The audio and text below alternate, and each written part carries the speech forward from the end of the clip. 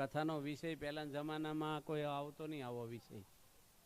મહાભારતની કથા થાય, રામાયણની થાય, ભાગવતની થાય, ગરુડ પુરાણની થાય, પણ આવી પારિવારિક એકતાની પારાયણો પહેલાના જમાનામાં ક્યાંય સાંભળી નથી આપણે. પણ હવે શું છે, જરૂર પડી છે ને એટલે આ વિષયને હવે એમ જે જ્યાં જઈને શું કે પારિવારિક એકતાની કથા કરો કે છે. એટલે જરૂર હોય તો ડિમાન્ડ હોય ને આવી. એ જરૂર કેમ પડી છે આવી કે પરિવારમાં અંદર બધા પ્રશ્ન થતા હોય એટલે જરૂર પડે. જે વધારે રોગ થતો હોય એ દવા વધારવું પડે. આજે માણસ આગળ બધું છે, મકાન છે, ગાડીઓ છે, પણ વધારે વધારે સતાવતા હોય તો પારિવારિકના પ્રશ્ન સતાવે છે માણસ. એ બધાય પૈસાવાળાને, સત્તાવાળાને કે કોઈ પણ વ્યક્તિને આ પ્રશ્ન નડે છે. અત્યારે નહીં નડે તો કાલે શરૂ થશે કહેવાય નહીં. દીકરા દીકરીઓના પ્રશ્ન છે, મા બાપના પ્રશ્ન છે, પતિ પત્નીના, ભાઈઓ ભાઈઓના, આહુ વહુના, આ બધા પ્રશ્ન નાના મોટા રોજના રોજ. શીરો હોય સરસ, એમાં મુઠ્ઠી રેતી નાખી દે એટલે આપણે ખાતા હોય બહારના લાગે શીરો સારો ખાય છે, પણ કરકર થાય ને એને ખબર પડે.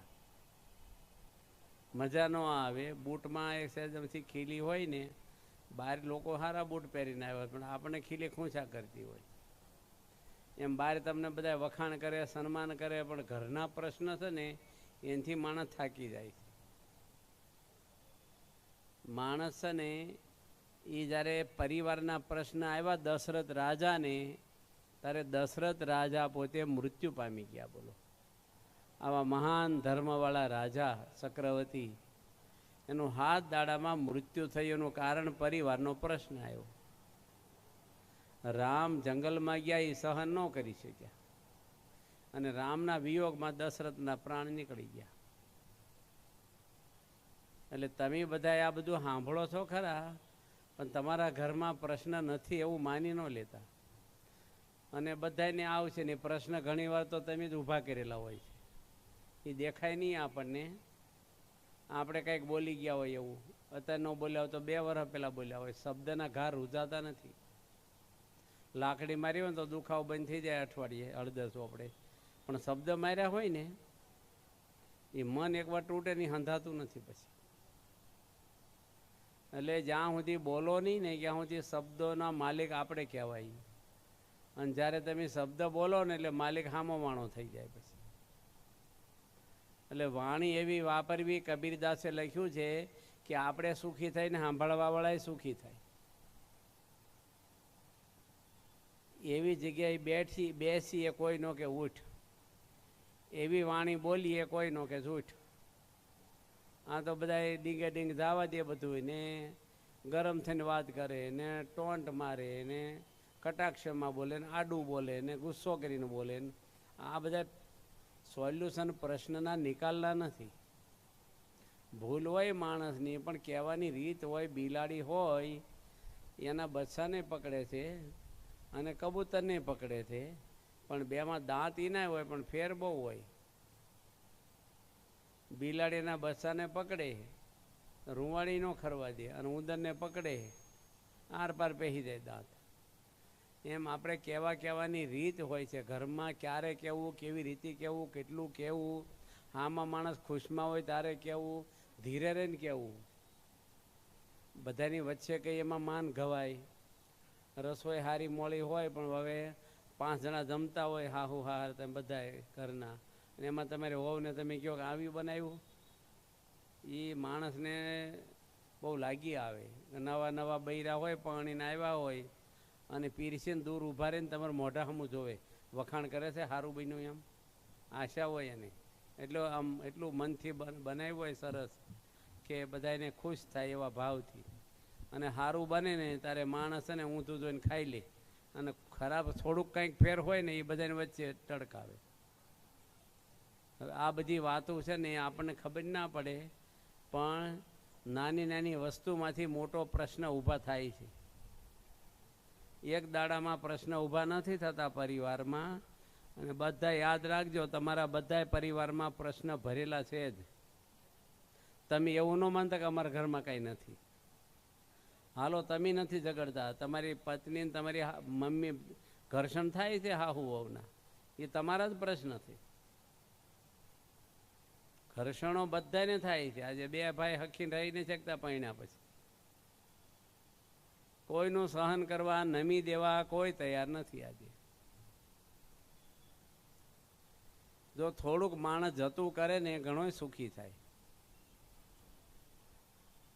કબીરદાસે એમ લખ્યું છે ભજનમાં કે અરીસામાં મોઢું જોવાની જરૂર નથી. અરીસો ભગવાને અંદર આપ્યો છે કે અંદર તમે જોવો કેવા છીએ એમ. બહારના ડાઘા નહીં નડે એટલે અંદરના નડશે ડાઘા. તું તપાસી જોને તુજને રે ઉતરી અંતરમાય. આપણી ભૂલો આપણી બળે લખેલી હોય, આપણી વંચાય નહીં ભૂલો આપણી, પણ ભૂલો જ મનુષ્ય માત્ર કરે છે. એટલે કેટલા બધા આજે એક છોકરો વાંકાનેરનો પ્રમુખ સ્વામીને મળ્યો હતો બાપાને ગયા ત્યારે, અને હું કીધું કે મારા પિતાને સમજાવી દેજો નકર એનું લોહી સૂસી લઈશ. એ છોકરો કેટલો કંટાળ્યો છે એના પિતાથી કયો જઈ. એ પછી આપણે એમ બોલી છોકરા ગડપણમાં અમારી સેવા કરતા નથી. એ તમે તેને સંસ્કારો આપીને તૈયાર કર્યા છે. કોઈ છોકરો સેવા નથી કરતો ગડપણમાં, સમાજ છોકરાનો વાંક કાઢે છે. એટલે મા બાપની સેવા કરવી જોઈએ ને વૃદ્ધાશ્રમમાં મૂક્યા હોય હેરાન કરાય, એ છોકરાનો વાંક નથી, એના બાપનો જ વાંક છે. એ છોકરાને જે રીતે તૈયાર કરવો જોઈએ ને નાનપણથી, એના બાપ છે ને એ વખતે બહુ તાન હતું એને, સત્તા હોય પૈસા હોય 5 જણા પૂછતા હોય અને ધ્યાન નથી આપ્યું એની છોકરાઓમાં. છોકરા એવા તૈયાર કરવા જોઈએ કે તમારી જિંદગીમાં ક્યારેય પ્રશ્ન ન આવે, તમારે દુઃખનો. આજે ભાઈઓના કેટલા એક પરિવાર છે અને સંપેલો પરિવાર, બહુ વાલથી રે આખું પરિવાર, લેડીઝ પુરુષો બધાય. કેરીઓની સિઝન હતી અને એક કેરી વેચવાની હતી. બેઠા હતા 8-10 જણા. એના ભાઈના છોકરા બેઠા હતા અને પોતાના છોકરા બેઠા હતા નીચે લાઈનમાં. હવે એનો ભાઈ જમતો હતો ને એ જોતો હતો કે મોટો ભાઈ એનો કેરીઓ વેચે છે અને પોતાના છોકરાને મોટી કાઢીને આપી, અને આ ભાઈનો દીકરો હતો ને એને નાની આપી, ચીમરાઈ ગયેલી. આ એની નજરે જોયું. આ ત્યારથી એના મનમાં ફીટ થઈ ગયું કે આ મારા દીકરાને બારકા ગણે છે, એટલે મારો માણસ નથી જા. અને એવી તિરાડ પડી અને ધંધામાં ને કોરેડે ચડ્યા ને કાંઈ રહ્યું નહીં, હાથમાં દુઃખી થઈ ગયા. વસ્તુ નાની હોય છે એટલે આપણે બધાને બહુ સાચવવાનું, ધ્યાન આપવાનું બરાબર. પરિવાર છે ને એ બહુ લાગણીથી જોડાણેલો છે, વિશ્વાસથી જોડાણેલો છે. અને બધાની ઉંમર ને એજ્યુકેશન અલગ છે, કાલે વાત કરી એમ. એને કેવી રીતે ઓપરેટ કરવું ને એ બુદ્ધિ માગી લે. પ્રમુખ સ્વામી મહારાજ 42 લાખ માણસોને મળ્યા છે વ્યક્તિગત. 1971માં ગાદી પર આવ્યા બાપા, યોગી બાપા ધામમાં ગયા ને, અને 2012 સુધી બાપાએ વહીવટ કર્યો છે ને પછી સારંગપુર રિટાયર થયા છે. એટલા 40-41 વર્ષની અંદર કેટલા લાખો માણસોને વ્યક્તિગત મળ્યા છે. એટલે એ પુરુષને અનુભવ કેટલો હોય કયો.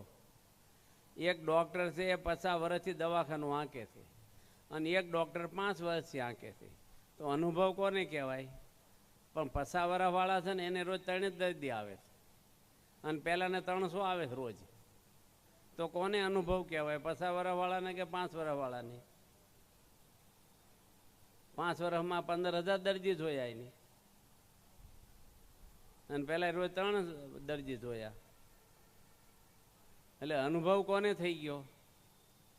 એમ તમને એમ નહીં માનવાનું ઉંમર થઈ એટલે મને અનુભવ છે. ઉંમર થાય પણ અનુભવ ન થાય.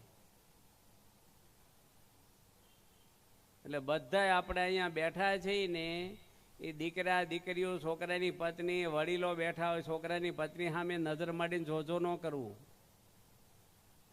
એના મનમાં વિચાર ઘૂસી જશે ને, તમારા દીકરાને કહે છે કે મારા આપણા પપ્પા મારી સામું જોવે, એટલે છોકરાને તમારા માટે દુશ્મનાવટી થઈ જશે, એટલું ખાર થશે. તમને મોઢે કોઈ નહીં કે. પછી તમે એમ કહો છોકરો મારીથી આગો ભાગે છે, પણ તમારું વર્તન એવું હતું એટલે આખો ભાગે છે. એ કહેવા કોઈ નહીં આવે. હવાઈ ગયેલા મમરાને હારા મમરા બહારથી તો હારા જ લાગે. ખારી સિંગ ને ખોરી સિંગ કેવી લાગે? તમારું મન થોડું આમ જાય છે. સાઈડ પર બેઠા તો ને એટલે કોણ આવ્યું કોણ. ખારી સિંગ ને ખોરી સિંગ કેવા લાગે? હરખા જ લાગે. ખાવ તાર ખબર પડે. મારા હાથમાં બ્લડમાં બગાડ હોય, શેમ્પુ ને હાબુ કહો ન સારું થાય, અંદરનો બગાડ છે. તમારા પરિવાર આનંદી હોવો જોઈએ, સુખી હોવો જોઈએ, સંપેલો પરિવાર હોવો જોઈએ. એ માણસ સફળ ગયો છે. પછી ઘરમાં ડખ હાલતા હોય અને તમે કોલર ઊંચા કરો બહાર, હું ફલાણી સંસ્થામાં પ્રેસિડેન્ટ થયો હતો. પેલા ઘરને તો સંભાળ તારો છોકરો આરતી શીખ્યો છે, ધર્મના સંસ્કાર આવ્યા છે એનામાં. ગામની પટલાઈ કરી પણ છોકરો તો તારો નાસ્તિક જેવો થઈ ગયો છે. એ કોણ શીખવાડ છે એને? અને અહીંયા તમે પ્રોપર્ટી આપી છે, એ પ્રોપર્ટી જો ખોટી રીતે ભેળી કરી છે ને તો છોકરો ખોટી રીતે જ વાપરશે. અને મરીને અધોગતિ છોકરાને થશે ને ઉપર જાવ લો જમરાજ કે છોડાવવા. નીતિનો પૈસો ખાવો, ખોટો પૈસો તમારા પરિવારને લૂણો લગાડે. બહુ વ્યવસ્થિત રહેવું જોઈએ માણસને. ધર્મમય જીવન જીવવું જોઈએ. અમદાવાદની અંદર એક પરિવાર છે, કરોડોપતિ નથી, અબજોપતિ છે. અને જોઈન્ટ ફેમિલી છે ને એમાં ભાઈઓમાં વિખવાદ થયો થોડો, એને લઈને 50% ધંધો થઈ ગયો. એને લઈને બૈરામાં બોલવાનો વ્યવહાર બંધ થઈ ગયો, વેરઝેર થઈ ગયા. હગ્ગા ભાઈ આપણા સંતો વચ્ચે પડ્યા તોય સમાધાન ન છું, હગાવાળા પડ્યા તોય ન છું.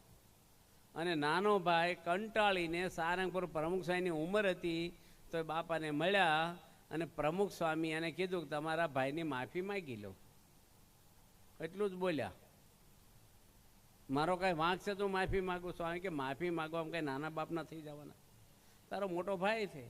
સ્વામી કે હું તમારી માફી માગું. બાપાએ હાથ જોડ્યા મોટી ઉંમરે, હું તમારી માફી માગું છું કે છે. અને પેલો ભાઈ ઢીલો પડી ગયો કે વાંધો નહીં સ્વામી. એનો ભાઈ હોસ્પિટલમાં હતો મોટો ભાઈ. આ સારંગપુરથી સીધો અમદાવાદ હોસ્પિટલમાં ગયો અને એના મોટા ભાઈના પગમાં પડી ગયો કે વાંક મારો છે, મને માફ કરી દે. મોટા ભાઈ રોવા માંડ્યા કે તારો વાંક નથી, તું મારો નાનો ભાઈ છો, મારે ધ્યાન રાખવું પડે, વાંક તો મારો છે. અને બે ભાઈને મન મેળ થઈ ગયો. સ્વામી એને શું આપ્યું? દૂધપાક સરસ હોય પણ થોડું કેસર નાખે, ફ્લેવર આખી બદલાઈ જાય. માફી માગવાનું કીધું.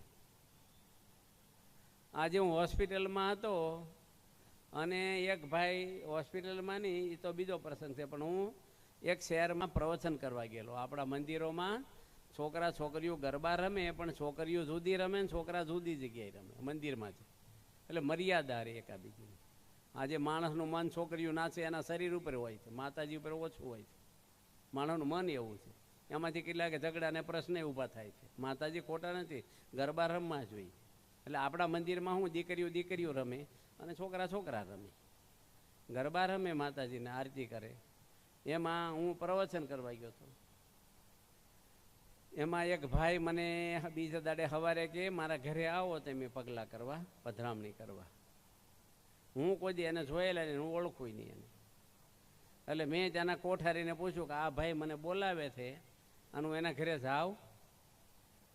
એ કે અમે 2 વાર જઈ આવ્યા છીએ, તમારે જવું હોય તો જાઓ. હવે આનો અર્થ શું થાય એ તો કોઠારી જાણતા હોય. પછી મેં કીધું હાલો ને આપણે, હું ભગવાન કરી ગયો, મૂર્તિને પ્રાર્થના કરી ઠાકોરજીને ભેગા આવજો અને મારામાં તમે બોલજો, હૃદયના ભાવથી પ્રાર્થના કરી, કંઈક ડખો લાગે છે આ કોઠારી આવું બોલ્યા એટલે. અને સ્થાનિક એક સંતને લીધા, કાર્યકરને ભેગા લીધા અને એ ભાઈએ રસ્તામાંથી પાઇનેપલનું જ્યુસ લીધું, પેંડા લીધા, 2 હાર લીધા, ગાડી ઊભી રાખી અને એના ઘરે લઈ ગયા મને. અને એની ત્યાં જઈને સોસાયટીના 10 માણસને આવીને ગોઠવાઈ ગયા હતા એ ભાઈના ઘરે. સ્વામિનારાયણના કોઈ નહોતા. એ પતિ પત્નીના ઝઘડા થઈ ગયા અને કોર્ટમાં ચુકાદો આવવાની તૈયારી, કાગળિયા થઈ ગયા, છૂટા થવાના. લગ્ન કર્યા અને 18-20 વર્ષ થઈ ગયા. એટલે સોસાયટીને ખબર, એટલે માણસો શું કામ આવે ખબર તમને? પ્રશ્ન જાણવા માટે આવે, સોલ્વ કરવા ન આવે. માણસને શું છે, કોકનું જાણીને બીજાને ફોન કરવો એ એનો આનંદ હોય છે. જાણ્યું તમે, તમને નથી ખબર, અરે આને ઘરે આવું છું લો. એટલે મેં એ બધા ભાઈઓને કથા કરી 5 મિનિટ, પેંડાનો પ્રસાદ આપ્યો, સાંડલા કર્યા. મેં કીધું આ એનો અંગત પ્રશ્ન છે, તમારે જવું હોય તો જાઓ. હવે એના અંગત રસમાં તમારે પરિવારમાં રસ લેવાની જરૂર નથી. અહીં કથા નથી બેહારી, તમે જાઓ. કંઈ બોલવાની જગ્યા તો હોય નહીં, કોઈ જવું જ પડે. પછી બાણું કર્યું બંધ, અને ભાઈ બધી વાત કરી. સ્વામી રડી પડ્યા કે મારે બાજુના ગામમાં બિલ્ડિંગ મટીરિયલની દુકાન છે 18 કિલોમીટર એ શહેરથી. હું 4 વ્હીલ ગાડી લઈને રોજ જાઉં છું. ત્યાં એક વિધવા બેન રહે છે. એને કીધું કે મારા દીકરાને ભણવાની ફી નથી, મારા પતિ એ થઈ ગયા છે અકસ્માત, તો તમે મદદ કરો ને. આ ભાઈ ફી આપી. 1.5 મહિના પછી એના છોકરાનો જન્મદિવસ આવ્યો તો આ બેની જમવા બોલાવ્યા કે તમે ફી ભરી છે અમારી, તો આજે મારા દીકરાનો જન્મદિવસ છે, જમવા આવજો ને, ટિફિન ન લાવતા. આ ભાઈ જમવા ગયા.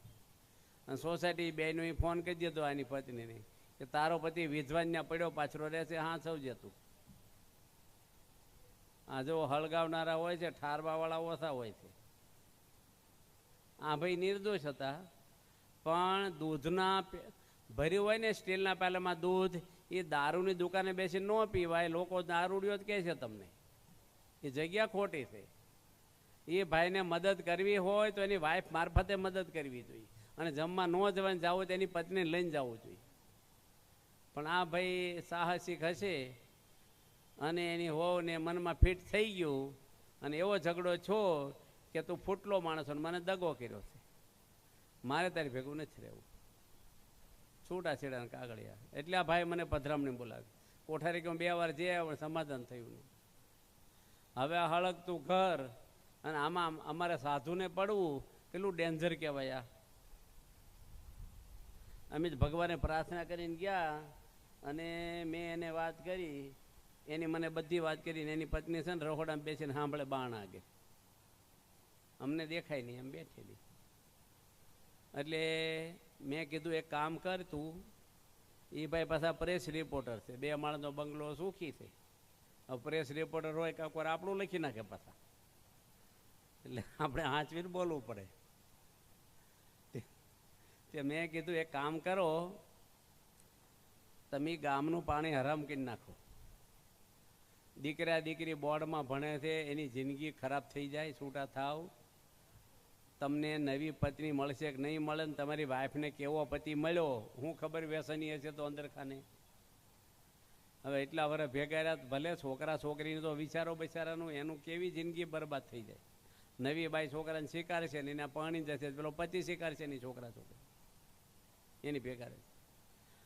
તારે કે હું માફી, પણ મેં ખોટું કાંઈ નથી કર્યું. મેં કીધું હું તમને દંડવટ કરું, પછી તમે માફી માગવા જાજો. હું ઊભો થઈ ગયો દંડવટ કરવા.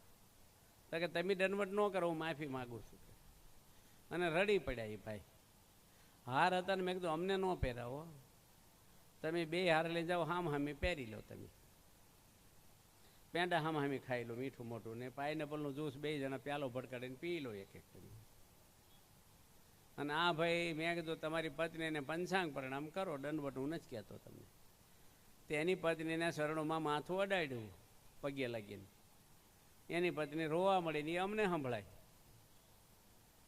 અને હાર પહેરાયેલી જા, અને ટૂંકમાં તમને કહું ને તો લાયસન્સ રિન્યુ થઈ ગયું ને વાંધો આવ્યો નહીં. હવે કોર્ટમાં જાય કે એવો કેસ ને કેટલું હાલે ને શું હાલે. તમારા ઘરમાં કીચડું થાય કડા, એમાં કંઈ તેલનો ડબ્બો કે તપેલી ઢવળવાની જરૂર, 2 ટીપા મૂકો એટલે કીચડું બંધ થઈ જાય કે ન થઈ જાય. એમ કડામાં જ કીચડું થાય નહીં, આપણા ઘરમાં કીચડું થતું જ હોય છે થોડુંક. એમાં લાંબુ કંઈ નથી કરવાનું. રેલગાડીમાં પંખો ચાલુ ન થાય, સીજ પાડો ને, પણ કોક વાર પેન અડાડો ને કે કાચકો અડાડો, પાછો ચાલુ થઈ જાય. આપણે તમે રોડ ઉપર જોજો, ફૂલ લાઇટ કરો સામો વાળા ફૂલ લાઇટ કરે, તમે ડીમ કરો સામો ડીમ કરી દે કોક. એમ ઘરમાં ફૂલ લાઇટું થતી હોય. એટલે આપણે એકાબીજીનું છે ને સહન કરવાનું. નમી દઈએ ને પ્રશ્ન સોલ્વ થઈ જાય. આજે મહુવાની અંદર એક ભાઈ છે, સત્સંગી નથી, પણ એને પ્રશ્ન બહુ મોટો થઈ ગયેલો હતો. એનું ડિટેલમાં કહીને તો તમે ઓલી સંશોધન કરો કોણ હશે એ, એટલે એ બહુ ડીપમાં ન જવાય આપણે. પણ એને છોકરો મોટો થઈ ગયો, છેલ્લા વર્ષમાં ભણે, અને બીજા બેન જોડે એની ચાલુ રાખ્યો કોન્ટેક આ ભાઈ વર્ષોથી. હવે પહેલાં એના પતિને ખબર પડી ગઈ છે પરણાવી શહેરમાં, તો ત્યાં વાંધો આવ્યો. અને આની પત્નીને ખબર પડી ગઈ એટલે અહીંયા વાંધો આવી ગયો. એના સમાધાન કરવા મને લઈ ગયા, અને મને ખબર નહીં આવું જ બધું મળે છે મેટર. કંઈક સારી જગ્યાએ કાંઈક હોય ને કે સ્વામી આવો ને અમારા ઘરમાં આમ થયું છે. અને એ બાઈ તૈયાર જ નહોતા, અને બહેનોને અમારે સમજાવાય નહીં. બહુ ભાઈ દુઃખી હતા, બહુ જ દુઃખી હતા એ ભાઈ. આપણે મોઢો પછી ખબર પડે. પછી છોકરાને મેં કીધું તારી મમ્મીને કે ભગવાને ઘણા ગુના માફ કર્યા છે આપણા, તારા પપ્પાનો એક ગુનો માફ કરી દો. આ ઉંમરે હવે હું છૂટા થઈને અને હવે નહીં ભૂલ કરે. આ ફોન જ તમે લઈ લો, હવે ફોન એને આપતા જ નહીં. આ ભાઈ કે હું ફોન આપી દેવા તૈયાર છું. અને એ પાછું સમાધાન થઈ ગયું ત્યાં. હજી આ વાતને 2 વર્ષ જ થયા છે. બીજો એક પ્રસંગ તમને પારિવારિક એકતા છે એટલે આમાં કેવું બને છે ને એનું સમાધાન કેવી રીતે થાય એટલે આપણે વાત કરીએ છીએ. કે હું હોસ્પિટલમાં મને અકસ્માત થયેલો છે, એક્સિડન્ટ. અહીં 9 સ્ક્રૂ 3 પ્લેટો મારી સાથળમાં, એટલે હું આ ઓશિકાને આ રીતે બેહું છું. હવે હું સૂતો હતો, મારી બાજુમાં એક સાધક આપણા સાધુ થવા આવેલા, બાજુ રૂમમાં સૂતા આપણી હોસ્પિટલમાં અમદાવાદ. એમાં એ ભાઈના કાકા આવ્યા મારી આગળ. એના ભત્રીજાને કમળો થઈ ગયો એટલે ખબર જોવા આવેલા. તો કે ધર્મગત સ્વામી બાજુ રૂમમાં સૂતા, ખબર કાઢી આવજો. તે મારે ઘરે આવ્યા, બહુ સત્સંગી નહીં. હજી મારે 3 મહિના સબની જેમ હોવાનું જ હતું, હલવાનું જ નહોતું. અને મને કે કેમ એક્સિડન્ટ છે, પૂછવું જોઈએ કે ન પૂછવું જોઈએ, કેમ કરતા ભાગ્યું. દર્દીને પહેલાં એવું જ પૂછે ને. મને કે આશીર્વાદ આપો ને કોર્ટમાં કેસ ને પતી જાય. કેમ ભાગ્યું, હું દર્દી છું એ તો મગજમાં નું, એ ખબર કાઢવા શું આવ્યા કહેવાય કયો. એનો વાંધો નહીં, કોઈ ખબર કાઢે એટલે કંઈ આપણે મટીને જ જવાનું. એટલે કે મારા છોકરાને છૂટાછેડાને કેસ છે ને, આશીર્વાદ આપો, આ 3જી મુદત છે, ફાઇનલ છે, પતી જાય. છૂટાછેડા શું કામ લેવા કે આમાં નથી લેવા, પણ હવે સમજતા નથી સામેવાળા. મેં શું થયું હોય તો કહો, આપણે જાણવું તો જોઈએ ને થોડું. દવાખાને જાઓ ને ડૉક્ટર પૂછે હાજે શું ખાધું હતું, સવારે શું ખાધું, તે પહેલાં કોઈ દવા લીધી હતી પછી સારવાર આપે તમને. એમ થોડુંક જાણી જ લેવું જોઈએ પછી. અને તે એ ભાઈ કે અમે ગામડામાંથી અમદાવાદ રહેવા આવ્યા, લગ્ન થાય એના માટે. લગ્ન થઈ ગયા, સામે માણસ સુખી માણસ છે. પછી અમે ગામડે જતા રહ્યા. તો એ બાઈને વાંધો નહોતો, છોકરીને વહુને, પણ એ એમ કહે છે પૈસો એટલો બધો છે, જમીન એટલી બધી છે, ને હાવ ચીંગુસો ચીકણા તેમ બધાય. સારું ઘરમાં વસ્તુ વસાવવાની જતા, સારું શાક લેવાની જ જતા. કે પૈસો કોના હાથે રાખવાનો છે, કે થોડું સામાન્ય તો વાપરવા જો, બધે નાકાબંધી કરો છો. એટલે મારે તમારે ભેગું નથી રહેવું. બાઈ કંટાળી કે બાઈ કરોડપતિની છોકરી. હવે મેં કીધું આ તમારો છોકરો છે એ કાળો છે, એનું પેટ મોટું છે, મારે સામે જ ઊભો થયો એટલે કહું છું, ફોટામાં જોઈ નહીં. હવે એને ફરીને મળશે તો કે એને તો નહીં મળે ફરીને. તમે સમાધાન કરી નાખો ને. હવે નથી થાય, એમાં ફાઇનલ છે છૂટાછેડા. મેં કીધું હું કહું એમ કરો, તો કે તમે કહો એમ કરશું. મેં મારા પગ પકડીને સોગન ખાવ મારા, અમારે સોગન ખાવા વાંધો નહીં, અમારે કોઈ રોવાને રાંડબાવાળું હોય નહીં વાહે. તો કે તમારા સોગન છે, તમે કહો એમ હું કરું. મેં તમે 2 બાપ દીકરો જાઓ અત્યારે ને અત્યારે. કોરડ શરૂ થયા પહેલાં છોકરીના ઘરે એના ચરણોમાં 2 જણા માથા અડાડો, પગમાં પડીને એના મા બાપને માથા અડાડો પગમાં, અને કહેજો કે અમને માફ કરી દો, ક્યારે આવું નહીં બને. એ તો કેમ બને મને કહે છે માથા અડાડવાનું. મેં સાધુ મારીને પાપ લાગશે, સોગન ખાધા છે તમે, છૂટાછેડા થશે ને પાછું સાધુ મારીને પાપ લાગશે, ડબલ ગુનો છે તમારે. તે બિચારા ગયા, મોટું બગાડીને ગયા તો ખરા. અને હાજે એ છોકરીનો ભાઈ ના હાજે નહીં, બીજે દાડે ફ્રૂટનો કરંડીઓ લઈને આવ્યો અમારે ગીર.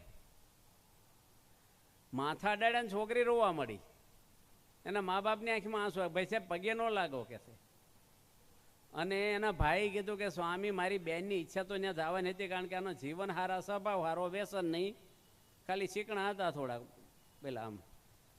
તે કહે એનું મન તો હતું, પણ હવે એકવાર આંટી પડી ગઈ અને મારી બેન તો બીજા દાડે હારે જતી રહી અને એ સુખી થઈ છે. અને તમે સમાધાન કરી આપ્યું ને, એટલે હું ફ્રૂટનો કરંડિયો લઈને હોસ્પિટલમાં તમારો આભાર માનવા આવ્યો છું. બિલ્ડર છે એનો ભાઈ, હું તો ઓળખતોય નથી. પણ જો આ વાત 3 પ્રસંગો તમને કીધા, એમાં નમી દીધું ને, પ્રશ્ન સોલ્વ થઈ ગયા કે ન થઈ ગયા? તમારી પત્ની જોડે કંઈક પ્રશ્ન બન્યો, નમી દેવામાં વાંધો શું છે? આ ભગતજી મહારાજ મહુવામાં થઈ ગયા, આજે 65 દેશમાં એનું નામ છે દુનિયામાં, પણ એ છે ને બધાને નમી દીધું, પગે લાગે, માફી માગે, દંડવટ કરે, કોઈના માટે બીજો વિચાર કર્યો નથી.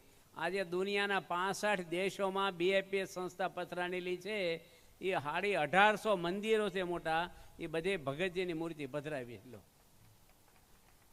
અહીંયા આપણે જોઈ આયા ધોળા લુગડે.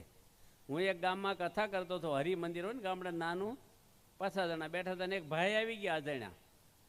ચાલુ કથા હતી ને મને કેવું, ભાઈ આ ભાઈ કોણ બેસી ગયા કે સિંહાસનમાં? મેં કહ્યું ભાઈ છે, તને હું તંબુરાઈને ખબર પડે ભાઈ છે? આ ગમે તે ભાઈ એમ બેસી જતા છે, ધોળા લુગડા ધોયા એટલે એવું બોલવા માંડ્યા. બોલો, આ ભગવાનનો અવતાર હતા, તને હું સમજ પડે કે એ 4 વર્ષ ઊંઘ્યા નથી, દિવસ રાત જોલું ખાધું નથી, 23 કલાક સેવા કરે, 2 દાડા અપવાસ કરે, પાણી ન પીવે, 3 દાડે બપોરે છાશ રોટલો ખાય, વર્ષો સુધી. અને એવી સેવાઓ કરી. ગોપાળાનંદ સ્વામીનો 12 વર્ષ સમાગમ કર્યો ને ગુણેશ્વરીનો 9 વર્ષ આ રીતે સમાગમ કર્યો, ઘર બાર છોડીને. અને એવી સેવા કરી, કોઈનું જોયું નથી કોણ શું કરે છે. અને ભગવાનને ન રાજી થવું હોય ને એ તો રાજી થઈ જાય. સબરીબાર ભીલ હતા, આ દરજી હતા. નામદેવ હતા, દરજી હતા. અને રોહિદાસ છમાર હતા, મીરાબાઈ એને ગુરુ કર્યા હતા. અને કબીરદાસ વણકર હતા. આમાં જ્ઞાતિનું કંઈ આવતું જ નથી. કઈ જ્ઞાતિ છે? જ્ઞાતિ તો શરીરની છે. માણસ સારું જીવન જીવે એ ઊંચી જ્ઞાતિ છે. જાતિ સંડાળ નહીં જાણવાના, કર્મ ચંડાળ જાણવાના, એવું ભાગવતમાં લખ્યું છે. જો જાતિ ઊંચી હોય પણ ચંડાળ જેવા કર્મ કરે છે એને ચંડાળ જ જાણવો, એવું ભાગવત કહે છે, હું નહીં. માટે આપણે બધાને બહુ આ સમય એવો છે કે પરિવારો બહુ તૂટે છે. આજે પહેલા લગ્ન કરતા તો સુખે દુઃખે કોઈ છૂટાછેડા સાંભળતા નથી આપણે. વર્ષો થઈ ગયા હોય લગ્નને, સુખે દુઃખે બિચારા પાર પડી જાય. અને અત્યારે કેટલા લગ્નમાં તાયફા કરે. આજે તમે કાલે વાત કરી હતી, તમે હગાઈ કરી, લગ્ન કર્યા, તમારે કેટલા વર્ષ થયા છે? 52 લગ્નને કે તમને 52 વર્ષ લગ્નના હાલ્યું કે ન હાલ્યું? એક ધારું કઈ પંચર પડ્યું તમને? હાલે છે ને. અને તમે પરણ્યા હતા, ડીજે લાવ્યા હતા, ઢોલ જ હતો ને, કઈ નાચવા વાળા નહોતા, ફટાકડા ને પંપુડી, બસ. હા, કાંઈ નહીં. તો 52 વર્ષથી હાલે છે. અત્યારે તમે દીકરીના લગ્નમાં, દીકરાના લગ્નમાં લાખો રૂપિયાના ધુમાડા કરી નાખો છો, પણ પૈસા ખર્ચે સુખી નથી થતા. યાદ રાખજો, વાહ વાહ થાય છે તમારી. અને લોકો છે ને, હમણે સુરતમાં 1800 રૂપિયાની ડીશ જમાડી 2000 માણસોને લગ્નમાં. અને ખાઈને લોકો નીકળ્યા, શું બોલ્યા? હાલો 2 નંબરનું ક્યાંથી લાવ્યો છે? પૈસાના ધુમાડા કરી નાખ્યા કે ખાઈને ખોદ્યું. એટલે લુગડા મોંઘા ને ઢીકડું મોંઘું, માપનું રાખો. છોકરીના નામે 2-3 લાખ મૂકી દો, વધારે હોય તો એની હાહુ ચીંગુસ હોય ને તો છોકરીને શોપિંગ કરવું હોય બારોબાર કરી લે, કોઈને કહેવા નહીં, જમાય નહીં, નકર ઉછીને આપો ને ભાઈ પાછા જ ન આપે પાછો. એ સિક્રેટ રાખવું પડે. પણ માણસો આજે લગ્નમાં હું કરે છે, લાવે ડીજે ને 2 વર્ષમાં જાય બીજે પાછા, એવું. આજે દાદા કે બરાબર છે. પેલા નાચવા વાળા ભાડે લાવતા, બેર્યું દીકરીઓ નાચે, બજારમાં એના શરીર ઉપર લોકો ખરાબ દ્રષ્ટિ જોતા હોય છે. પણ અત્યારે સંસ્કૃતિ આખી વિકૃતિ પામતી જાય છે. બહુ બોલી લોકોને ગમતું નથી જુવાનના. આપણી ખાનદાની, આપણા સંસ્કારો એ ભૂલાવા ના જોઈ. બહુ ધ્યાન રાખવાનું છે.